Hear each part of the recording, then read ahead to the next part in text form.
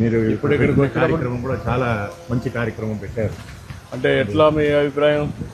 చాలా బాగుంది సార్. పురాణంలో ఉమ్, భాగవతంలో 4వ స్కందంలో ఉమ్, పృథు మహారాజా అని ఒక మహారాజా ఉమ్, ప్రార్థన చేస్తారు. అంటే దేశంలో ఉమ్, ఇవన్నీ సుభిక్షం లేకుండా ఉమ్, కరువు కాలం అయిపోతుంది. అప్పుడు ఆయన ప్రార్థన చేస్తుండగా ఉమ్, అప్పుడు భూమాత ప్రార్థన చేస్తాడు. భూమాత వెళ్ళిపోతుంటే భూమాతని పిలిచి ఉమ్, నమస్కారం చేసి అంటే నన్ను దాసి కాకుండా తల్లిగా చూడు, ఉమ్, ఈ పరిసరాలంతా కూడా ఉమ్, సవ్యసాహంగా ఉండాలంటే నా దగ్గర నుంచి అన్ని తీసుకుంటున్నారు కానీ ఉమ్, నాకేది ఇవ్వడం లేదు.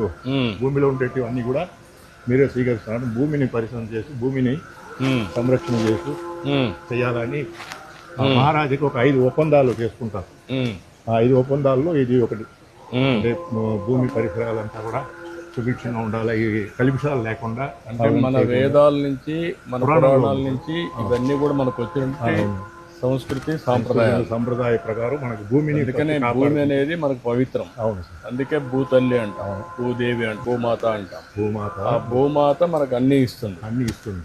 పంటలు కావాలంటే దానిపైన ఆధారపడతాం, నీళ్లు కావాలన్నా భూమాత పైన ఆధారపడతాం. ఖనిజ సంపద వచ్చినా భూమాత ఇస్తుంది. అలాంటప్పుడు మనం సక్రమంగా ఉపయోగించుకుంటే భవిష్యత్తుకు ఇబ్బంది ఉండదు, బంగారు భవిష్యత్తు ఉంటుంది. ఉపయోగించుకోకపోతే ఈ ఇబ్బందులు ఇబ్బందులు వస్తాయి అనేది చరిత్రలో కూడా ఉన్నాయి.